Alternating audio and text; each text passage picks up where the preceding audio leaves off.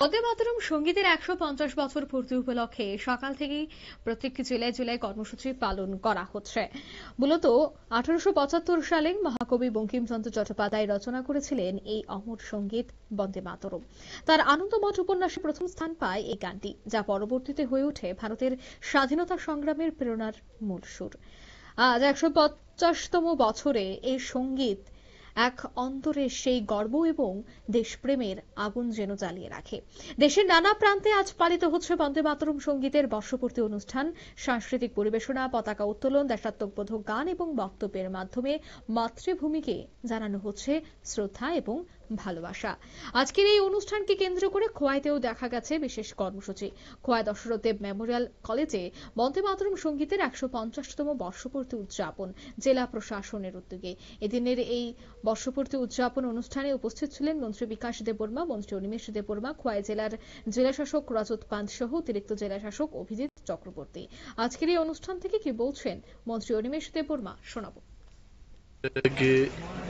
সর্বত্রই দেশের বিভিন্ন প্রান্তে আমাদের ত্রিপুরায় খোয়াই জেলায় আমরাও পালন করেছি এবং ছাত্রছাত্রীরা যারা কচি কাচারা যারা ভারতের ইতিহাস সেই মাত্রায় যারা জানে না তাদের কাছে এই বন্দে মাতরম সঙ্গীত তার গুরুত্ব আরোপ করার লক্ষ্যে কিন্তু আজকে এই অনুষ্ঠানটা হয়েছে এবং বঙ্কিমচন্দ্র চট্টোপাধ্যায়ের প্রতি আমাদের শ্রদ্ধা এবং নমস্কার এটা হামেশাই থাকবে, কারণ এই মহান যিনি মানুষ এই গীতটাকে সঙ্গীতটাকে লিখেছেন ওনাকেও তো আমাদের জানা উচিত। তো দেশের স্বাধীনতার সংগ্রামীদের উনি প্রেরণা জুগিয়েছেন এই গানের মাধ্যমে এবং এই মহতী অনুষ্ঠানে ইভেন আমি নিজে মন্ত্রী হিসাবে আমিও এটার গুরুত্ব আরো বেশি করে আজকে বুঝতে পারলাম যে এই গানটা গাইতে গিয়ে কত কঠিন এবং এটাকে আমাদের শেখা উচিত, জানা উচিত।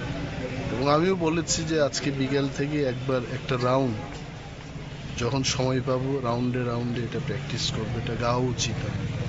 তো প্রথম ২-৩ লাইন গাওয়া যায় কিন্তু শেষের যে পংক্তিগুলো খুব ডিফিকাল্ট এটা।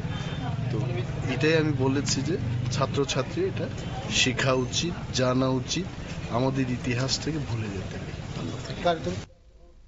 আপনারা শুনলেন মন্ত্রীর বক্তব্য। তিনি বলছেন বন্দে মাতরম সঙ্গীত প্রত্যেকের গাওয়া উচিত এবং যারা নয়া প্রজন্ম রয়েছে বা ছোট ছোট কচিকাচারা রয়েছেন যারাই এই গানের ইতিহাস সম্পর্কে হয়তোবা সবটা বিষয় অবগত নয়, তারা প্রত্যেকের এই বন্দে মাতরম গানের তাৎপর্য বোঝা উচিত।